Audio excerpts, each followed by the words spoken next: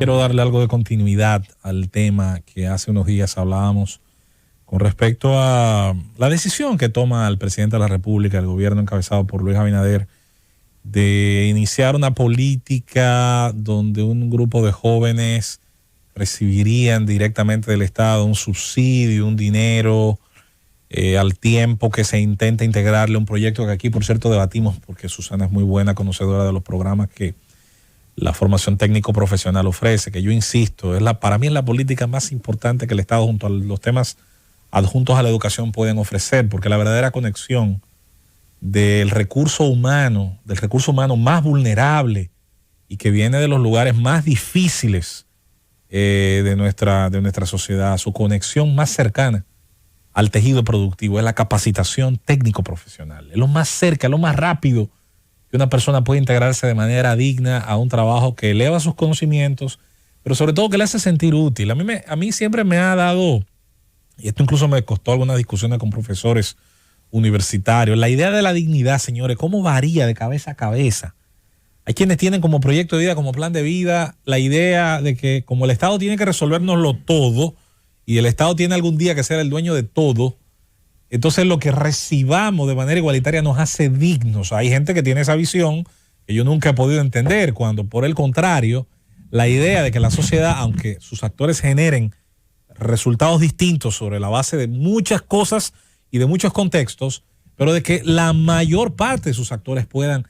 valerse por sí mismos, de que puedan integrarse con sus conocimientos, sus capacidades, sus virtudes, tratando siempre de neutralizar sus limitaciones y de recibir un salario o de emprender, de arriesgar capital y convertirse en actores exitosos del sistema. Hago esta introducción porque este fin de semana tuve el chance precisamente de conversar con un amigo dueño de negocio y que por el tipo de negocio que tiene, pues solía integrar precisamente gente muy humilde, gente que venía de estratos socioeconómicos muy vulnerables, y de buenas a primeras tuvo el chance, una oportunidad de integrar en uno de los puestos más importantes de su empresa a alguien que tenía la formación técnico profesional. Y de cómo ese muchacho nos hablaba, además de que se convirtió en una especie de subgerente de su negocio, cómo terminó después con esa experiencia, entonces independizándose y poniendo el suyo. No hay mejor visión, insistimos, que la de enseñar a pescar. Es una frase muy trillada, a veces se utiliza en contextos muy demagógicos, pero es una realidad latente. ¿Cómo piensa la República Dominicana, su Estado dirigido por las autoridades electas de turno, las instituciones que se supone deben prevalecer en el tiempo, aunque haya cambios en las instituciones, en las personas que la dirigen? ¿Cómo va la República Dominicana a resolver ese pasivo acumulado de muchos años y de muchas décadas que, originado en exclusión, hacinamiento, más su grave fracaso en materia de enseñanza escolar, de presentar una buena base de formación tanto en el aula como en un hogar que a su vez está deformado por las mismas situaciones que ha venido generando esta sociedad? El fracaso del campo trajo la sobrepoblación de los municipios, y en la sobrepoblación de los municipios rompió cualquier posible esquema de una ciudad planificada, que tuviera una escuela por cada cantidad X de habitantes, que tuviese unas calles y unas aceras que pudieran mínimamente satisfacer las condiciones de flujo del momento y que se pudiera proyectar a futuro en ese entonces de una ciudad, señores, que caigamos en cuenta, es de más de 3 millones de habitantes cuando usted la suma con todo el cono urbano que tiene, con toda la zona metropolitana que tiene. Es una ciudad de un tamaño incluso considerable. Si usted la llevara a países que son más grandes que el nuestro, a usted muchas veces podría sorprenderle que hay naciones del mundo, grandes, enormes, que multiplican nuestra población, que no tienen 3 o 4 ciudades del tamaño del Gran Santo Domingo. Y ojo que Santiago también replica mucho de esto, porque a su vez se convierte en un polo que absorbe esa población de muchos campos del Cibao, dado el mismo esquema de fracaso en haber logrado convertir el nivel de vida rural y relacionado al agro o a otros rubros, el rubro pesquero, la minería, entre muchos, la silvicultura, el tema relacionado a la madera. Al no haber podido convertir esto, al no haber podido generar las condiciones para que se generaran polos de prosperidad en esos lugares, tenemos los municipios sobrepoblados. Y esos municipios donde vinieron a vivir esas personas, no en chalets, no en mansiones, no en penthouse, sino a donde quiera que pudieran generar una casucha, una casa, donde quiera que pudieran refugiarse junto a sus familias, con sus sueños, sus anhelos y su aspiracional. Entonces, los hijos de esas generaciones que vinieron, que llegaron y que en algún caso siguen llegando desde nuestro interior del país, entonces crecen en esas terribles circunstancias y se va generando ese famoso pasivo social del que mucha gente habla, que son los famosos ninis, al que yo agrego, además de los ninis, de los muchachos que ni trabajan ni estudian y que son un enorme caldo de cultivo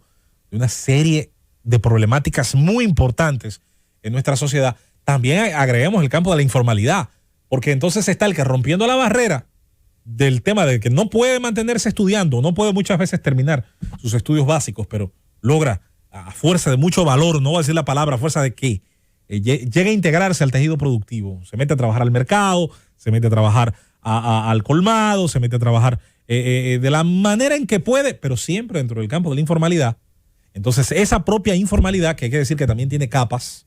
porque hay informalidad y hay informalidad, hay un sector de la informalidad mucho más vulnerable, que no importa que pueda en el día a día generar un excedente, es decir, generar resultados en cuanto a lo que compra y a lo que vende que les sean favorables, porque muchas veces se convierte en un intermediario de la venta de comestibles, de la venta de ciertos aparatos, de la reparación de ciertos enseres del hogar, etcétera, etcétera. El problema está en cómo puede él llegar al siguiente nivel, cómo puede él más adelante convertirse en un sujeto, por ejemplo, de crédito, cómo puede cambiar algo tan simple como la maquinaria con la que trabaja, actualizarse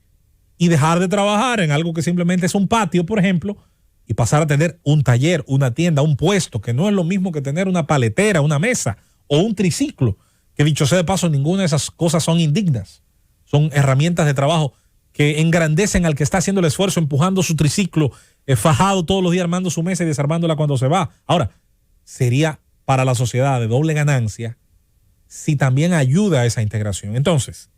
más que darle los 1,000 pesos, los benditos 1,000 pesos de la discusión que tanto hablamos este fin de semana, se trata de que el Estado, que tiene herramientas, recursos, muchos de ellos a veces detrás de siglas y detrás de lemas y de supuestos motivos que son los más válidos, recalcule y se siente nueva vez a pensar en qué a lo mejor está despilfarrando, en qué a lo mejor está perdiendo recursos valiosísimos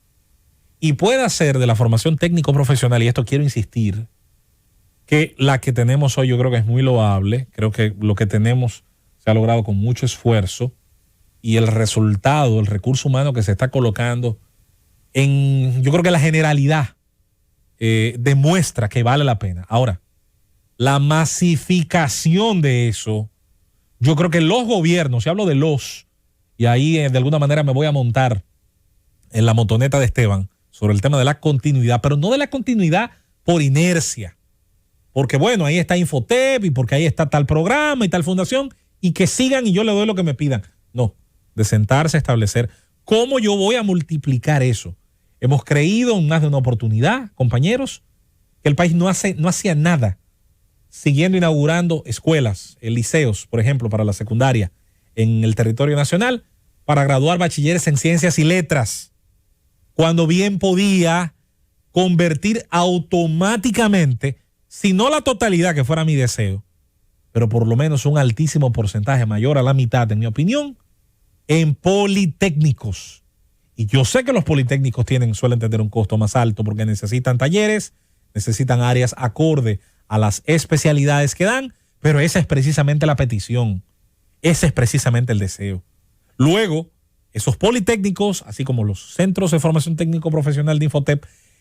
requieran el trabajo también de un sector privado que, ojo, ya existe, lo conozco, nos han hablado 1,000 veces, un gran acercamiento de una parte importante del sector productivo al tema de la formación técnico profesional. Pero ese sector, que suele ser grande, que suele tener espacios grandes, una enorme cantidad de empleados, tiene una limitación. Y es la limitación que sea del tamaño de su actividad en específico. Ahora, ¿qué tal si pudiésemos hacer dentro de la relación, por ejemplo, para formalizar talleres de trabajo de madera, de vehículos y de una serie de cosas que están dispersos en el mapa, parte de su integración, premiarla,